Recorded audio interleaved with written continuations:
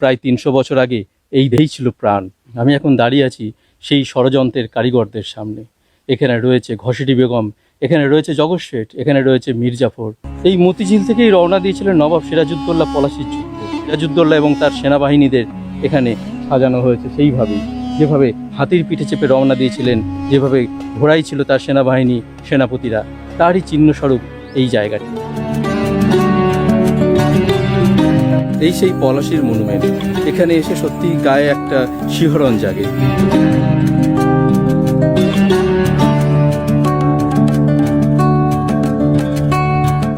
এই সেই জায়গা যেটা ভারতবর্ষের ইতিহাসকে, যেটা বাংলার ইতিহাসকে পাল্টে দিয়েছিল। নবাব আলীবর্দী খাঁ মারা গেলে তার সিংহাসনের দাবিদার হয়ে গেলেন তিনজন, এবং তিনজনই ছিলেন তার নাতি। এক হচ্ছেন মির্জা মোহাম্মদ সিরাজউদ্দৌলা, তিনি ছিলেন নবাবের আদরের নাতি। নবাব তাকে নিজেই উত্তরাধিকারী মনোনীত করে গিয়েছিলেন। আরেকজন ছিলেন পূর্ণিয়ার নবাব শওকত জং, তিনিও ছিলেন নবাব আলীবর্দী খাঁর নাতি। মসনদের উপর তার দাবি জানালেও নবাব আলীবর্দী খাঁ তাকে কিন্তু আমল দেননি। আর তৃতীয় দাবিদার ছিলেন সিরাজউদ্দৌলার ভাই ঘসেটি বেগমের পালিত পুত্র একরামউদ্দৌলা। আলীবর্দী খাঁ অত্যন্ত স্নেহ করতেন সিরাজকে, তাই মসনদের উত্তরাধিকারী নির্বাচিত করেছিলেন তিনি সিরাজকে। অপরদিকে মাসি ঘসেটি বেগম একদম সহ্য করতে পারতেন না সিরাজউদ্দৌলাকে। এমনকি শোনা যায় ঘসেটি বেগমের মতিঝিল প্রাসাদের জাঁকজমক আর সৌন্দর্যে ঈর্ষান্বিত হয়েই সিরাজ তৈরি করেছিলেন তার হীরাঝিল প্রাসাদ। ঘসেটি বেগমের ইচ্ছা ছিল একরামউদ্দৌলা নবাব হোক, চেষ্টাও করেছিল সে, কিন্তু সফল হয়নি। 1756 সালে শেষ নিঃশ্বাস ত্যাগ করলেন বিচক্ষণ নবাব আলীবর্দী খাঁ। ভাগীরথীর পশ্চিম তীরে খোশবাগে দাদুকে সমাধি দিয়ে এসে মসনদে বসলেন তার নাতি সিরাজউদ্দৌলা। আলীবর্দী খাঁ উপদেশ দিয়ে গিয়েছিলেন, ইংরেজদের বাড়তে দিও না। ভুলেও যায়নি সিরাজ। মসনদে বসেই সিরাজ ভাবল দুটো কাজ তাকে প্রথমে করতে হবে, এক ইংরেজ বণিকদের দমন করা, আর দ্বিতীয়ত নিজের পরিবারের মধ্যে যারা এতদিন তার বিরুদ্ধচারণ করেছে তাদেরকে শায়েস্তা করা। আলীবর্দী খাঁর রাজত্বকালে মারা গেছে জগৎ শেঠ ফতে চাঁদ। মহিমাপুরের গদিতে বসেছে তার দুই ছেলে জগৎ শেঠ মহতব চাঁদ আর স্বরূপ চাঁদ। এদিকে বসন্ত রোগে মারা গিয়েছে নওয়াজেশ মোহাম্মদের প্রিয় পাত্র সিরাজউদ্দৌলার ভাই একরামউদ্দৌলা। শোকে বিহ্বল নওয়াজেশ মোহাম্মদ আর বেশি দিন বাঁচেননি, কিন্তু বেঁচে থেকেছেন ঘসেটি বেগম। প্রথম থেকেই ভয় ছিল ঘসেটি বেগমের। সিরাজ মসনদে বসার পর ভয়টা তার আরো বেড়ে যায়, তবু প্রস্তুত হয়েই আছে সে। ঢাকায় সহকারী শাসনকর্তা রাজবল্লভ ঘসেটি বেগমের দেওয়ান।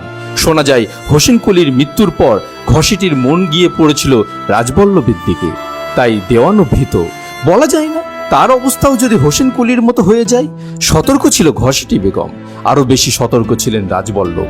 প্রচুর টাকা দিয়ে প্রস্তুত রাখা হলো 2000 সৈন্যকে। এক হাতে টাকা, অপর হাতে অস্ত্র নিয়ে শপথ করল তারা ঘসেটি বেগমের জীবন মান তারা রক্ষা করবে মতিঝিল প্রাসাদ। রাজবল্লভ কলকাতায় চিঠি লিখে তার ছেলে কৃষ্ণদাসকে জানিয়ে দিলেন সব পরিস্থিতি। পরামর্শ দিলেন সব ধনরত্ন নিয়ে ইংরেজদের নিরাপদ আশ্রয়ে থাকার জন্য। কাশিমবাজার কুটির সঙ্গে নিয়মিত যোগাযোগ রাখার কথাও বললেন। এদিকে সিরাজ আক্রমণ করল মতিঝিল প্রাসাদ। ঘসেটির টাকা নিয়ে যে 2000 সৈন্য সেদিন শপথ করেছিল তারাও পালিয়ে গেল কিছুক্ষণের মধ্যে। ঘসেটি আর নওয়াজেশ মোহাম্মদের সঞ্চিত বিপুল অর্থ সম্পদ নিয়ে এলো সিরাজ। ঘসেটি বেগমকে বন্দি করে নিয়ে আসা হলো প্রাসাদে। সেখানেই নজরবন্দি হয়ে রইলেন ঘসেটি বেগম। মহিমাপুরের গদিতে বসে ঘটনার দিকে এদিকে নজর রেখেছে জগৎ শেঠ মহতব চাঁদ।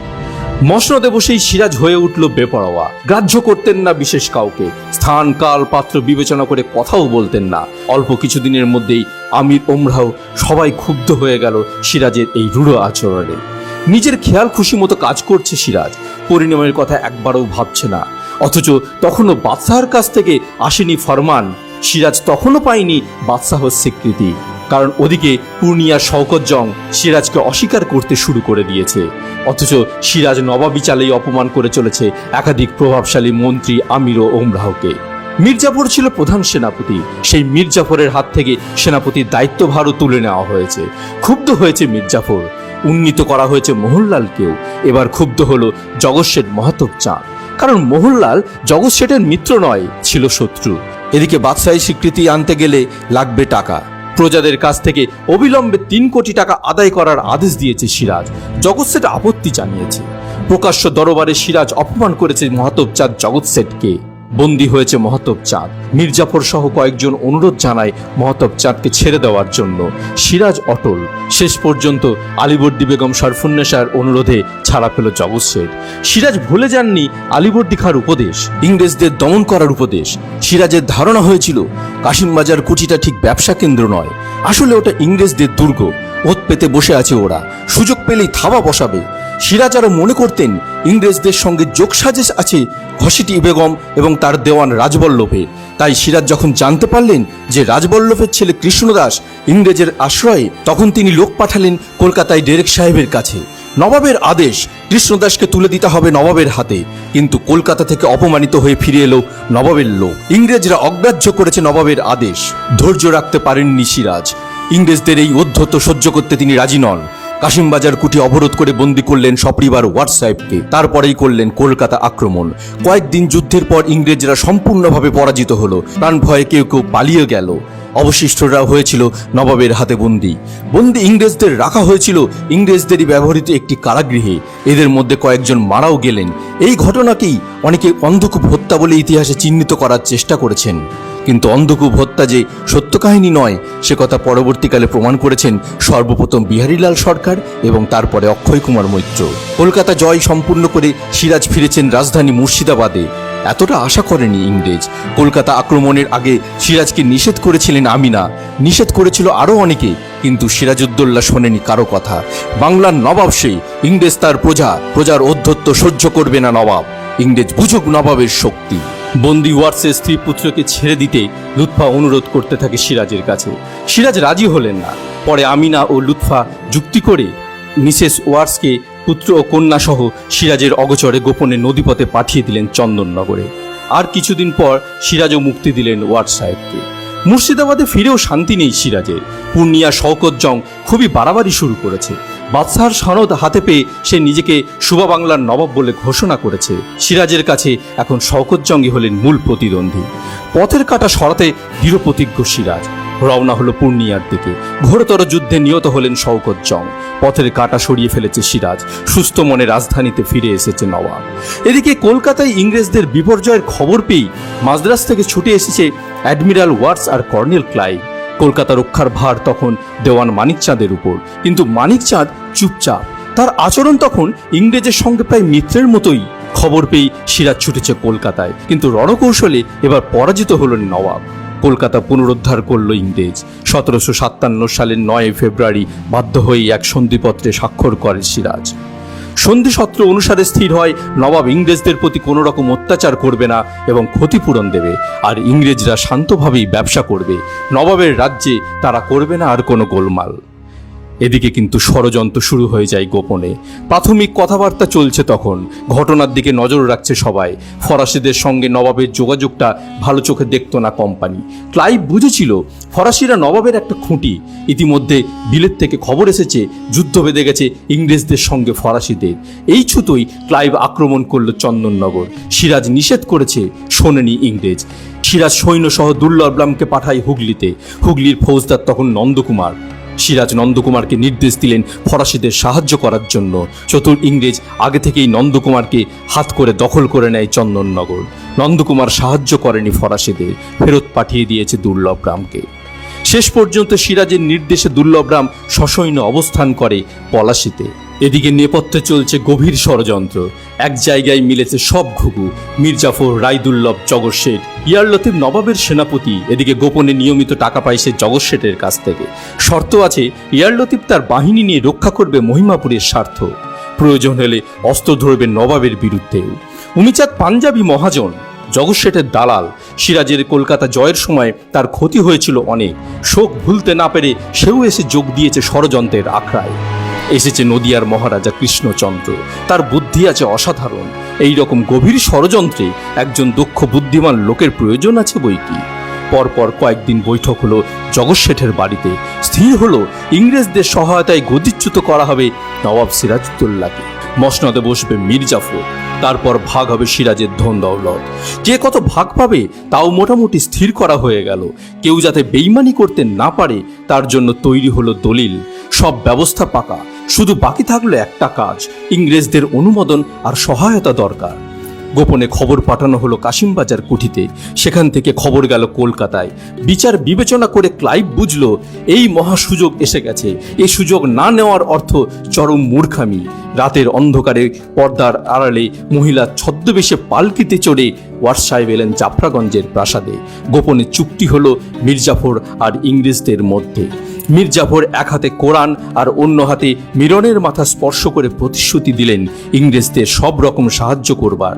প্রত্যুত্তরে ওয়ার্সেরও অঙ্গীকার মির্জাফরকেই নবাব করা হবে। গোপন বৈঠক সেরে খুশি মনে বেরিয়ে এলো ওয়ার্স। তারিখটা ছিল 5ই জুন 1757 সাল। মির্জাফরের সই করা চুক্তিপত্র পাঠানো হলো কলকাতায়। আশ্বস্ত হলেন ক্লাইভ, এবার খেলা শুরু হবে তার। মনে মনে ছকটাও তৈরি করে রেখেছে সে। ষড়যন্ত্র প্রায় সম্পূর্ণ। ক্লাইভ এবার চিঠি লিখে নবাবকে জানালেন যে নবাব কলকাতার সন্ধি মানছেন না, ফলে ইংরেজদের স্বার্থ ক্ষুণ্ণ হচ্ছে ইত্যাদি ইত্যাদি। কাজে ক্লাইভকে যেতে হবে কাশিমবাজার। নবাবের সঙ্গে অবিলম্বে দেখা করে ক্লাইভ কথা বলতে চায়। চিঠি পেয়ে সিরাজ এবার বুঝতে পারলেন ইংরেজদের দুরভিসন্ধি। 14ই জুন সসৈন্যে ক্লাইভ রওনা দিলেন কলকাতা থেকে। ওদিকে নবাবও তৈরি ইংরেজকে বাধা দিতে। মির্জাফরের হাবভাব বেশ সন্দেহজনক। খানিকটা আঁচ করেছে সিরাজ, প্রকাশ করেনি কিছু। এদিকে মহিমাপুরের গদিতে বসে ব্যবসা করছে জগৎ শেঠ। গদিতে বসেই খবরাখবর পাচ্ছে সে। কে বলবে সে ষড়যন্ত্রকারী? দক্ষ অভিনেতা জগৎ শেঠ। গঙ্গার তীর ধরে মার্চ করতে করতে ক্লাইভ তার সৈন্য নিয়ে কালনায় এসে পৌঁছালেন। এখানেই মির্জাফরের মুর্শিদাবাদ থেকে এসে ক্লাইভের সঙ্গে যোগ দেবার কথা, কিন্তু তিনি এলেন না। ক্লাইভ একবার ভাবলেন, ভুল করলেন না তো? মির্জাফরের শুধু কথার উপরেই এতটা কি নির্ভর করা উচিত হলো? হাজার হোক, তিনি তো বিশ্বাসঘাতক। এরকম একটা লোকের কথায় বিশ্বাস করে এতদূর এগোনোটা কি বুদ্ধির কাজ হলো? 19 জুন আয়ারকুট কিছু সৈন্য নিয়ে গিয়ে কাটোয়ার মাটির কেল্লাটা দখল করে নিলেন। ক্যাপ্টেন আয়ারকুট তখন মেজর আয়ারকুট। দুদিন আগেই ক্লাইভ তাকে ক্যাপ্টেন থেকে মেজরের পদে উঠিয়েছেন। বেশি লড়তে হলো না। মেজর আয়ারকুট ফোর্টের কাছে এসে পৌঁছাতেই নবাবের লোকেরা কেল্লা ছেড়ে চলে গেল। কাটোয়াতে মির্জাফরের দেখা নেই। সেখানে দুদিন অপেক্ষা করা সত্ত্বেও মির্জাফরের কোনো খবরই পাওয়া গেল না। এখন কিছু একটা না করলে আর নয়। সামনেই বর্ষা আসছে। ক্লাইভ এবার কিংকর্তব্য বিমূঢ় হয়ে তার সেনাধ্যক্ষদের পরামর্শের জন্য ডেকে পাঠালেন।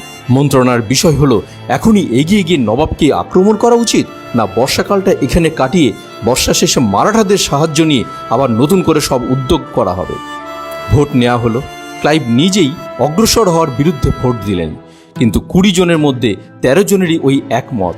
বাকি 7 জন যারা এক্ষুনি যুদ্ধ করতে প্রস্তুত, তাদের পাণ্ডা ছিলেন মেজর আয়ারকুট। তিনি যুক্তি দেখালেন, আমরা পরপর সব জায়গায় জয়ী হওয়াতে আমাদের সেপাই পল্টনদের মনের বল ভরসা দ্বিগুণ বেড়ে গেছে। এতদূর এগিয়ে এসে চুপচাপ বসে থাকলে তাদের উৎসাহ একেবারে ভেঙে পড়বে। আর অপেক্ষা যদি করতেই হয় তাহলে এখানে মাঠের মাঝখানে কেন? তাহলে তো কলকাতাতেই ফিরে যাওয়া ভালো। কিন্তু সেখানে গেলে তো এখন সকলেই একেবারে ছ্যাঁছ্যাঁ করবে। মন্ত্রণা সভা ভেঙে গেল। ক্লাইভ দুহাত পিছনে একজোট করে ঘাড় নামিয়ে ভাবতে ভাবতে এক বাগানের মধ্যে এদিক থেকে ওদিক পাইচারি করে বেড়াতে লাগলেন। 1 ঘন্টা পরেই তার মনস্থির হয়ে গেল। আয়ারকুটকে ডেকে হুকুম করলেন, কাল সকালেই আবার মার্চ শুরু করো। মির্জাফর স্বয়ং এলেন না বটে, কিন্তু সেই বিকেলেই তার কাছ থেকে এক চিঠি এসে গেল। তিনি লিখেছেন তিনি নবাবের নজরবন্দি হয়ে পলাশির মাঠেই বসে আছেন। এগোবার আর উপায় নেই, সেখানেই উভয় পক্ষের দেখা সাক্ষাৎ হবে। ক্লাইভ নিশ্চিন্ত হলেন। 22 জুন সকাল থেকেই যাত্রা শুরু হলো। অগ্রদ্বীপের কাছে গঙ্গা পেরিয়ে রাত্রির 12টার সময় ক্লাইভ তার দলবল নিয়ে পলাশির মাঠে এসে উপস্থিত হলেন। সামনেই এক বুক প্রমাণ মাটির দেওয়াল জোড়া 1,500 বিঘের আমবাগান। তার নাম লক্ষ্যবাগ। 1 লক্ষ আম গাছ সেই বাগানে সারি সারি দাঁড়িয়ে। এই বাগানে রাত্রিরের মতন ক্লাইভের সৈন্যরা আশ্রয় নিয়ে নিল। বাগানের পাশে বাঁদিকে ঠিক গঙ্গার উপরেই পাঁচিল ঘেরা একটা ছোট্ট পাকা বাড়ি। নবাব এদিকে শিকার করতে এলে সেটাই হতো তার বিশ্রামের স্থান। ক্লাইভ আর সেনাধ্যক্ষরা সেই বাড়িতেই গিয়ে উঠলেন। তখনই চরের মুখে খবর পাওয়া গেল সামনেই 1.5 মাইলের মধ্যে নবাব সিরাজউদ্দৌলা সসৈন্যে অপেক্ষা করছেন। পরদিন ভোর 23 জুন 1757 সাল। ভোর হতে না হতেই দূর থেকে যুদ্ধের বাজনা বেজে উঠল। তখনও ভালো করে ঘুম ভাঙেনি সকলের। ক্লাইভ শিকার বাড়ির ছাদে উঠে দূরবীন কষলেন। দেখলেন নবাবের সৈন্যরা ছাউনি থেকে বেরিয়ে আসছে। সে যেন মানুষের এক বিশাল সমুদ্র। আমবাগানের সামনে ডান পাশ ঘেঁষে অর্ধচন্দ্রকারে দাঁড়িয়ে আছে সেই বিশাল বাহিনী। ইংরেজদের একেবারে ঘিরে ফেলবার মতলবে আছে। ক্লাইভের বুকটা একটু কেঁপে উঠল। তার সমস্ত সৈন্য মিলে নবাবের বিপুল সৈন্য সৈন্যের 20 ভাগেরও 1 ভাগ যে হবে না। ক্লাইভ শিকার বাড়ি ছেড়ে নেমে এলেন।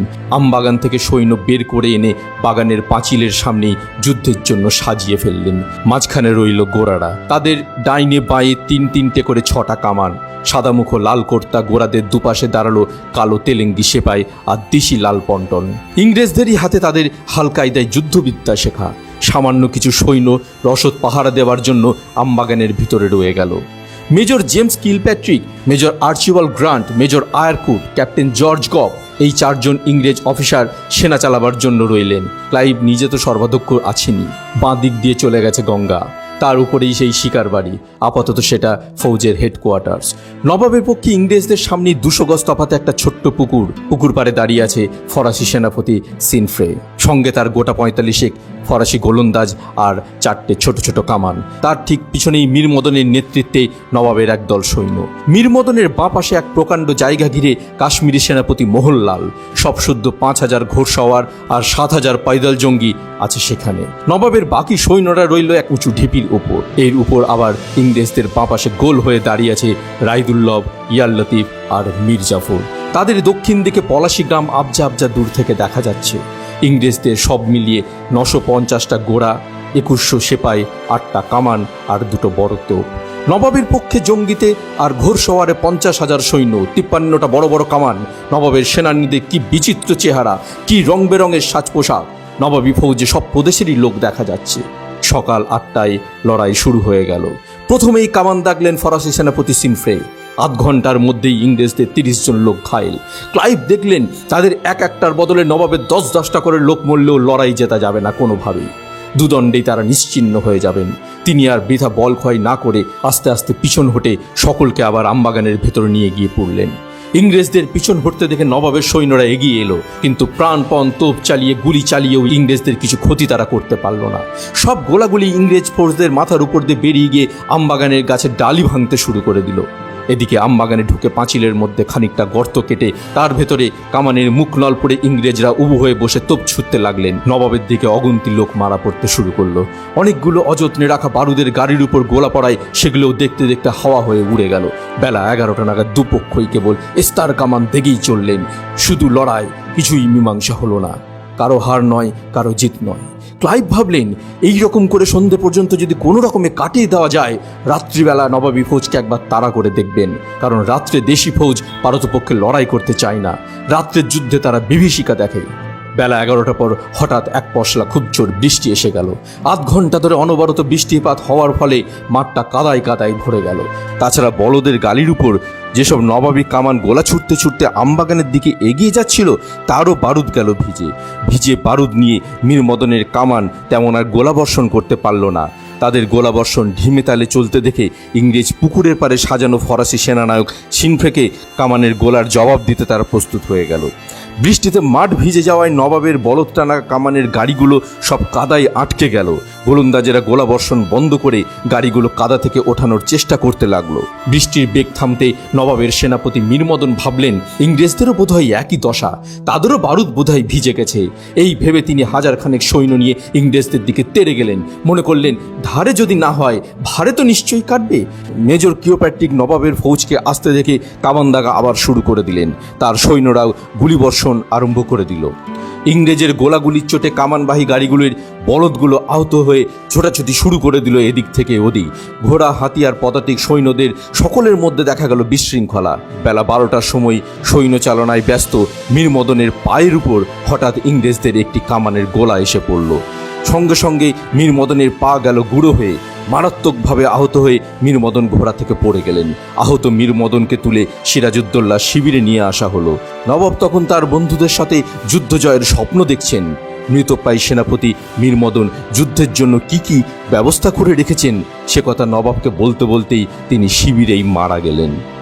মীর মদনের মৃত্যুতে সিরাজ মর্মাহত ভীত হয়ে পড়লেন। কিন্তু শুধু মীর মদনই নন, ইংরেজদের গোলাবর্ষণে পলাশির ময়দানে আরও কয়েকজন নবাবী ফৌজের সেনানায়ক মারা গিয়েছিলেন। তাদের মধ্যে ছিলেন বাহাদুর আলী খাঁ, নবেসিং হাজারি। এই মীর মদন, বাহাদুর আলী খাঁ এবং নবেসিং হাজারির স্মৃতিতে সেই স্মৃতিস্তম্ভ এখন পলাশির মাঠে দেখতে পাওয়া যায়। বন্ধুরা, আপনারা দেখতে পাচ্ছেন সেই স্মৃতিস্তম্ভ। মীর মদনের মৃত্যুর পরই নবাব অত্যন্ত ভীত হয়ে গেলেন। তিনি দিশাহারা হয়ে পড়লেন। সেনাবাহিনীকে উৎসাহিত করতে এগিয়ে এলেন মোহনলাল। সসৈন্যে নিজেই এগিয়ে গেলেন ইংরেজ সেনাকে চরম আঘাত হানতে। মীর মদনের মৃত্যুতে সিরাজ নিজেও বিহ্বল। তিনি মির্জাফরকে ডেকে পাঠালেন তার শিবিরে। প্রথমে মির্জাফর নবাবের সঙ্গে দেখা করতে চাইলেন না, কিন্তু বারবার তাকে আসার অনুরোধ করার জন্য মির্জাফর কিছু তার বিশ্বস্ত অনুচর নিয়ে নবাবের শিবিরে এলেন। সঙ্গে ছিল তার ছেলে মিরন, খাদেম হোসেন খা এবং আরও অনেকে। মির্জাফরকে নবাব খুব বিনীতভাবে সৈন্য পরিচালনার জন্য অনুরোধ করলেন। খুব মিনতি করে জানালেন যুদ্ধ পরিচালনাকে তার সম্মান বজায় রাখার কথা। মির্জাফরও সুযোগ বুঝে নবাবকে বললেন যে আজ আর আক্রমণ চালিয়ে কাজ নেই, যুদ্ধ যারা করছে তাদের শিবিরে ডেকে পাঠানো হোক, কাল সৈন্য একত্রিত করে ইংরেজদের আক্রমণ করব। সিরাজ তখন তাকে জানান যে রাত্রে যদি ইংরেজ তার শিবির আক্রমণ করে। মির্জাফর তার উত্তরে তাকে জানিয়েছিলেন তার জন্য চিন্তা করার কোনো কারণ নেই, আমি তার ব্যবস্থা করব। তাছাড়া ইংরেজ রাত্রিতে আক্রমণ করবে না। তারপর কোরআন ছুঁয়ে মির্জাফর শপথ করলেন যে নবাবকে রক্ষা করতে তিনি ইংরেজদের সঙ্গে লড়ে যাবেন। এদিকে নবাব শিবিরে যখন মির্জাফর এসেছেন তখন যুদ্ধক্ষেত্রে মোহনলাল সৈন্যদের গুছিয়ে নিয়ে ইংরেজদের আবার আক্রমণ চালাচ্ছেন। সিনফের গোলন্দাজ সেনাপতি অনবরত গোলাবর্ষণ করে যাচ্ছিল ইংরেজদের উপর। এমন সময় নবাব আদেশ দিলেন যে আক্রমণ বন্ধ করে সৈন্যদের শিবিরে ফিরিয়ে আনার জন্য। মোহনলাল নবাবের আদেশ মানতে চাইলেন না। তিনি নবাবকে বলে পাঠালেন যে আমরা এখন আক্রমণ চালাচ্ছি, যা হবার তা এখনই হবে। এখন সৈন্যদের যদি শিবিরে ফিরিয়ে আনার চেষ্টা করি তাহলে সৈন্যদল ছত্রভঙ্গ হয়ে যাবে। তখনও মির্জাফর নবাবের শিবিরে। মোহনলালের উত্তর নবাবকে জানানোর পর নবাব আবার মির্জাফরকে জিজ্ঞাসা করলেন। মির্জাফর সোজা জবাব দিয়ে বললেন, আমি যা ভালো বোঝার বুঝেছি, আপনি যা ভালো বোঝার আপনি তাই করুন। মির্জাফরের উত্তর শুনে সিরাজ আরও ভয় পেয়ে গেলেন এবং যুদ্ধ বন্ধ করার জন্য মোহনলালকে বারবার অনুরোধ পাঠাতে লাগলেন। বেলা 1:30টার সময় রাজা দুর্লভরাম এসে নবাবকে আবার পরামর্শ দিলেন যে তিনি মুর্শিদাবাদে ফিরে চলে যান। তারা ইংরেজ সৈন্যদের খতম করে ফিরে আসছেন মুর্শিদাবাদে। বেলা 2:30 নাগাদ নবাবী কামান থেকে গোলাবর্ষণ বন্ধ করা হলো, কিন্তু সিনফে তখনও গোলাগুলি চালিয়ে যাচ্ছিলেন। নবাবের আদেশ বারবার পেয়ে মোহনলাল অত্যন্ত অনিচ্ছা সত্ত্বেও পিছু হটতে বাধ্য হলেন। সেনাপতিকে পিছিয়ে আসতে দেখে সৈন্যদল ভয় পেয়ে গেল।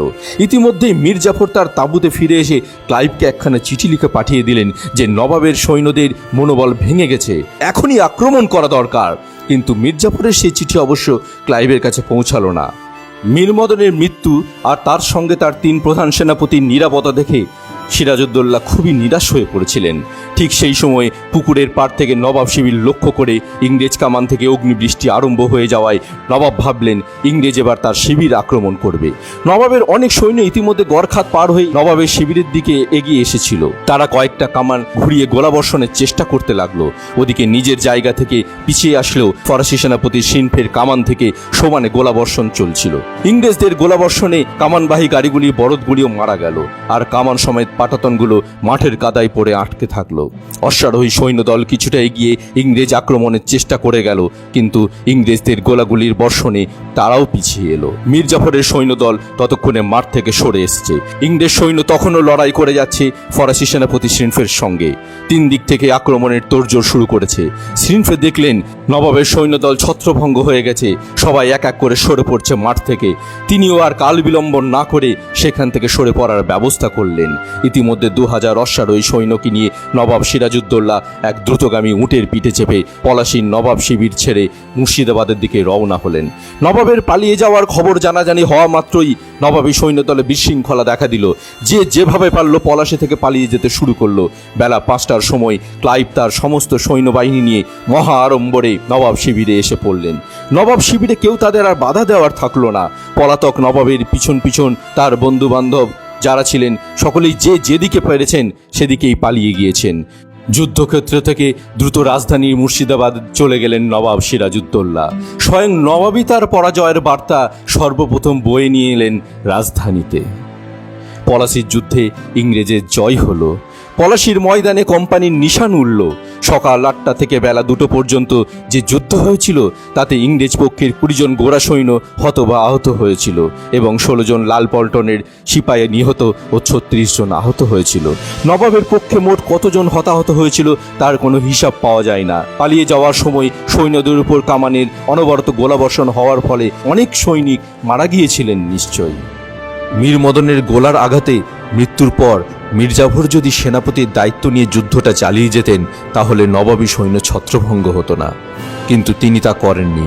তিনি উল্টে সিরাজকে অন্য পথে চালিত করেছিলেন। নবাবী সৈন্য পলাশির মাঠ থেকে পালাতে না লাগলে ইংরেজের পক্ষে পলাশি যুদ্ধ জয়ের কোনো আশাই সেদিন ছিল না। মীর মদনের মৃত্যুতে সিরাজ মর্মাহত ও ভীত হয়ে পড়লেন। পলাশির যুদ্ধ মীর মদন ও মোহনলাল হয়তো একাই জিতিয়ে দিতে পারতেন, কিন্তু মীর জাফরের বিশ্বাসঘাতকতার ফলে সেদিন মোহনলালকেও যুদ্ধক্ষেত্র থেকে ফিরে আসতে হয়েছিল। পলাশির যুদ্ধে মীর মদন মারা গেলে তার মৃতদেহ এনে দাঁতপুরের কাছে ফরিদতলা গ্রামে কবর দেওয়া হয়েছিল। ফরিদতলায় শাহ ফরিদের কবরের পাশে মীর মদনের খুবই সাদামাটা একটি কবর। এই অঞ্চলের হিন্দু মুসলমান সকলেই জানেন যে এটি পলাশির বীর যোদ্ধা মীর মদনের সমাধি। এদিকে সারাদিন অনেক চেষ্টা করেও সিরাজ যখন কোনো সৈন্য সংগ্রহ করতে পারলেন না, কেউ তার পাশে এসে দাঁড়ালো না, তখন পালিয়ে যাওয়া ছাড়া তার আর কোনো উপায় ছিল না। গুপ্তচরের মুখে ইংরেজ সেনানী মেজর কুটের ও মীর জাফরের আসার কথা নবাব আগেই পেয়েছিলেন। সেই রাত্রে নবাব সিরাজউদ্দৌলা লুৎফুন্নেসা বেগম ও আরও কয়েকজন বেগমকে দ্রুতগামী বলদের গাড়িতে তুলে হাতিতে চেপে রাজধানী ছাড়লেন। সঙ্গে প্রচুর ধনরত্ন নিয়ে গেলেন। ঠিক করেছিলেন রাজমহল হয়ে পাটনায় যাবেন এবং রাজা রামনারায়ণ ও মশিয়েলার সহযোগিতায় বাংলা থেকে ইংরেজকে বিতাড়িত করবেন। কিন্তু যাবেন রাজমহল, অথচ চলে গেলেন ভগবানগোলা। সেখান থেকে নৌকায় তিনি রাজমহলের দিকে যাত্রা করলেন। মীর জাফর আসার পথেই সিরাজের পালিয়ে যাওয়ার সংবাদ পেয়েছিলেন। তিনি সসৈন্যে 25শে জুন মুর্শিদাবাদে পৌঁছে সিরাজের মনসুরগঞ্জ প্রাসাদে গিয়ে উঠলেন। নিজের জাফরাগঞ্জ প্রাসাদে তিনি গেলেন না। সিরাজকে ধরবার জন্য চারিদিকে লোক পাঠানো হলো। এদিকে 2রা জুলাই মুর্শিদাবাদ রাজধানীতে সংবাদ এলো যে রাজমহলের কাছে নবাব সিরাজউদ্দৌলা সপরিবারে ধরা পড়েছেন। 3 দিন প্রায় অনাহারে থাকার পর কিছু খাবার জোগাড় করার জন্য নৌকো দাঁড়ায় গ্রামের কিনারে। দানসা নামে জনৈক ফকির সিরাজের পায়ের নাগরা দেখে সন্দেহ করে এবং রাজমহলের ফৌজদার মীর দাউদ খাঁকে খবর দেওয়া হয়। মীর দাউদ খাঁ ও মীর কাসিম নদীর ওপারে গিয়ে নবাবকে ও বেগমদের গ্রেপ্তার করেন। মীর কাসিম লুৎফুন্নেসা বেগমের সঙ্গে যে জহরতের বাক্স ছিল তা কেড়ে নিয়েছিলেন এবং মীর দাউদ অন্য বেগমদের গহনা জহরত সব কেড়ে নিয়েছিলেন।